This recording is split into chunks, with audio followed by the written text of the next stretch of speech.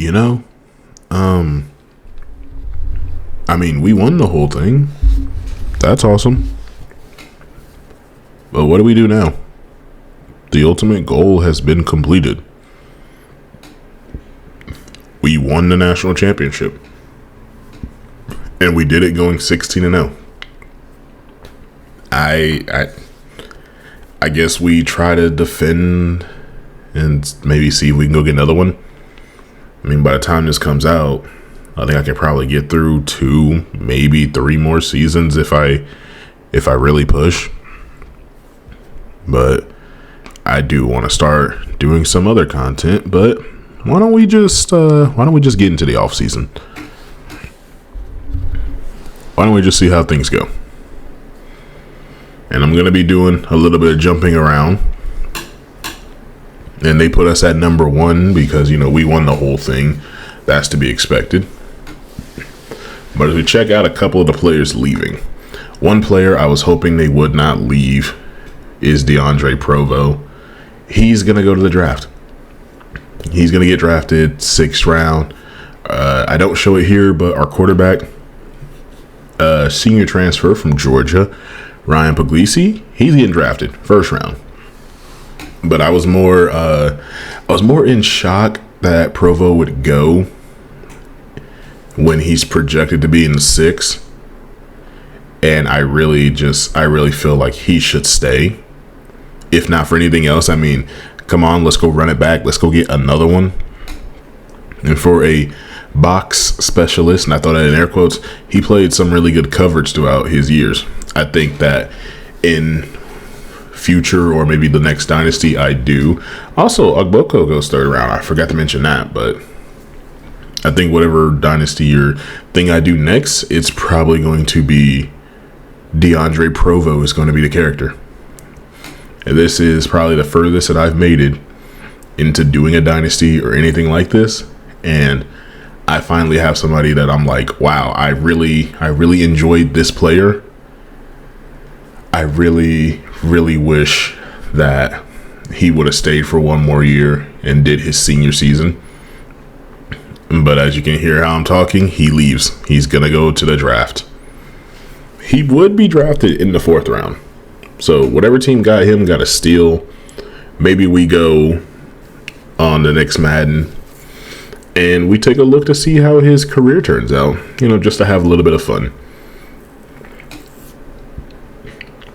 You gotta remember, he's like 5'10". I'm gonna throw him at like 215 on weight. I figured he would gain some weight to play safety, especially being a strong safety and a very good hitter. And I just can't believe he was a 3-star. He came in with star dev, ended up getting it up to elite, but he was just a great player. Like, I built my entire defense going into years 3 and 4 around him. I'm trying to remember what year are we in, because it's 25, 6, 6, 7, 7, 8, 8, 9. I want to say we're in year 4. I've stopped keeping track of the whole thing. I played just to have that fun. But, well, hang on. 5, 6, 6, 7, 7, 8, 8, 9. Yeah, we're in the 28, 29 season. So we'll be going 29 to 30. But Jalen Addison, he's gone. He's going to go. So we're losing our elite dev tight end as well. No idea where he's going to go. And just the fact that he's leaving, we already lost our QB. We lost our superstar, strong safety. Now we're losing a star at the tight end position, who I was like, okay, he can't get too much faster. The hands are what they are. It was like the route running and everything. He has elite dev, all the abilities. He was going to be something so special. And it's like, so this is the year of Josh Tatum. Yeah, we got a couple of redshirt freshmen behind him in Dexter Finley and Ezekiel Joy, but this is the year for Tatum. This is Tatum's year. I know he's thinking about leaving Pro Potential, but why would you leave Pro Potential, man? We literally are having a QB go 1st round. He's going to go get drafted. He's already projected first round. You stay, you take over. We'll go get you a tight end, and we'll see how things go. Good. Devontae Soto decided to stay and run it back. I mean, he had multiple interceptions throughout the playoffs, so you might as well keep it pushing. We look at Tatum. I mean, it's B- on the pro potential. I don't see what the problem here is. On time, step up. Got to get better with the deep throw accuracies, but everything else pretty good. He's got 90 throw power. The IQ won't get up, but he definitely can get the ability to throw deeper and be a little more elusive and getting around and everything. I mean, he's going to be a really good quarterback for us. A little on the smaller side, but we don't need him to be like Cam Newton, Josh Allen, big. We just need you to throw the ball when it needs to be thrown, hand that off when it needs to be handed off. And then I got an idea. Because we have Joy and we have Finley and how well they've been doing, I think Tatum would want to leave, not for the pro potential. He wants to go start and build his own legacy. And I really had to wrestle with myself of, we have two redshirt freshmen about to be redshirt sophomores coming in, or that are here on this team. Can't sit them for too much longer. I mean, yeah, we can develop and everything, but for the story, I think we let Tatum go. Wherever it is he will end up, I'm sure he'll get play time. If not, at least, I think he'll be a starter. He just needs to go somewhere that will, help him get drafted, that he can play at, where he'll be perfectly fine to do so. Stephen Drake, I mean, I guess he's staying. I'm not going to be against him or anything, but I'm now going to spend the next few minutes just going over who we get and just showing y'all that, because going through the battles and everything at this point, it's gotten a little stale. I think there's got to be other ways to do it, and I think that there's things I can probably do. I have ideas that I'm working towards for the next game. I have a couple ideas that I think will be fine. Might be a little bit to get out there, but I really want to go in depth with this, and I know I can do that in College Football 27. But I at least want to try and get through one, maybe two more seasons and just kind of see how things play out. If things play out well, awesome. If they don't, either way, I want to get through these seasons. I want to see what's going to happen to this team, because I feel like that is what it can be all about. It's what it's going to happen.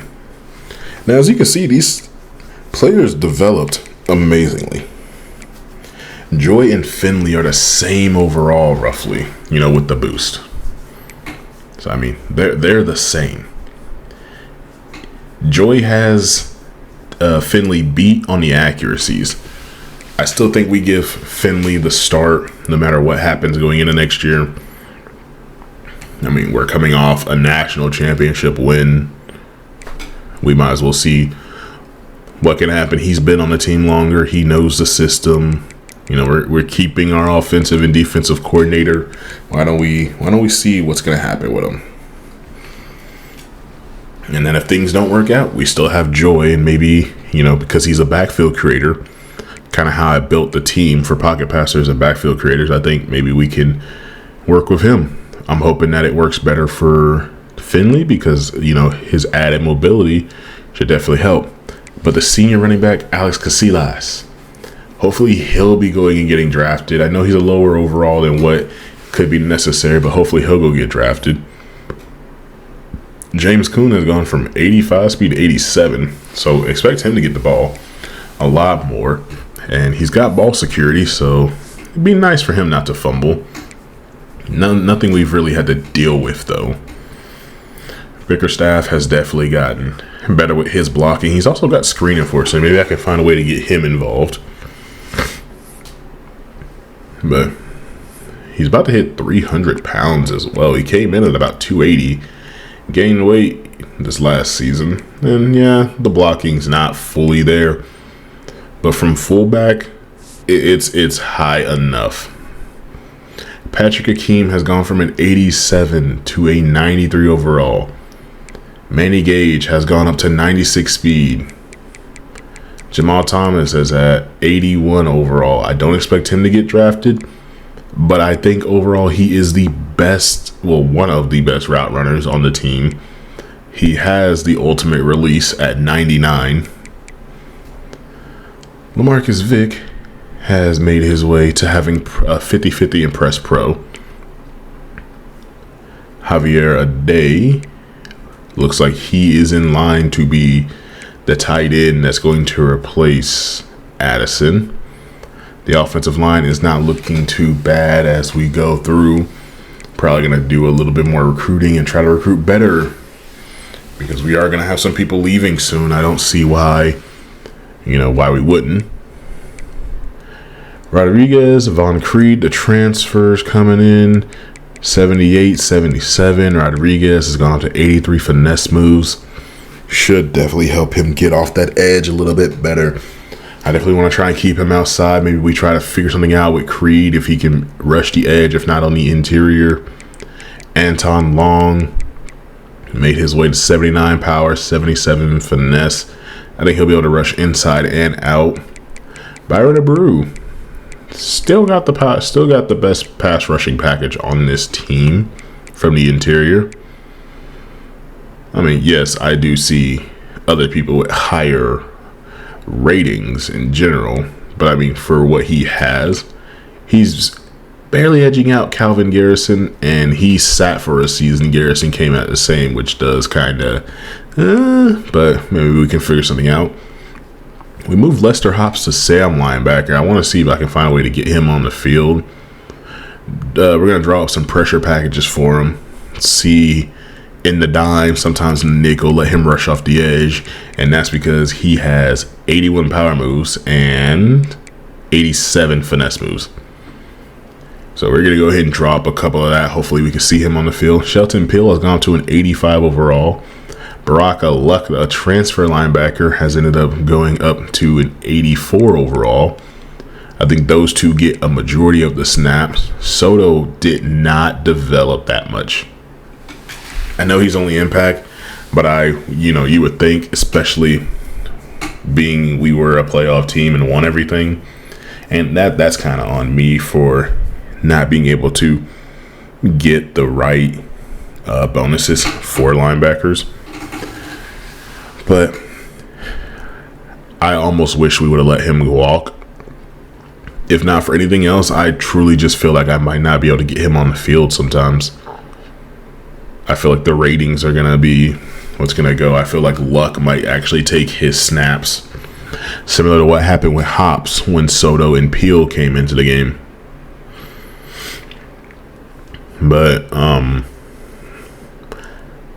we got at least one more year. For sure, one more year. It's April. I think we can really push if we're able to push a little bit. I think we can get this to June, but I think it also turns a little more into something like this where it's really just recapping, and I mean quick recap, and then we get into those games and we kind of just get through them, 2-3 game episodes, and let's go ahead and try to get back to the playoffs if we make it there. The big games will go slow, but other than that, we'll try to put at least like 2 games in an episode, see how things shake out for us. But I really think we can go back and win it all. I think we can do it 2 years in a row. And I think it's going to be harder, but I think it's going to be a lot more fun to do so. Also, I'm trying out another mic. I've been having some issues with my mic that I've been using with sound quality, timing, and all that. And I'm learning with this one. I really got to speak up, but it's like 4 a.m. I just got off work. I'm really trying to just see about making something and doing a little test, and I'm kind of going to let this go. I listen to it all day and think it sounds bad, think it sounds fine. But for right now, this is the mic that I've got. I still got to do some setup for it. I still got to figure some things out. But I think this is what we're going to end up using for a little bit. We're definitely going to see what we can do going into next year. And I'm sorry if it seems kind of like I'm tired. I'm trying to get this going. And I had a train of thought going into this. I don't like to keep a script. I like to just do this raw because it's been such an entertaining way for me right now doing it like this. I've been making some stuff happen. I hope it hasn't been cutting out my voice this entire time in and out. But we've got 4 senior safeties now. I tried desperately to replace DeAndre Provo, and I might have overdid it a little bit. So we're going to see if 1 or 2 of these guys can definitely make things work out. But another big change is that the Blazers have been moved into the ACC. We've accepted their invite. After going 16-0, I felt it didn't make sense to go to the SEC. I don't think the state of Alabama would, or the University of Alabama and Auburn would be willing to let that happen. But taking a look at our schedule, and yeah,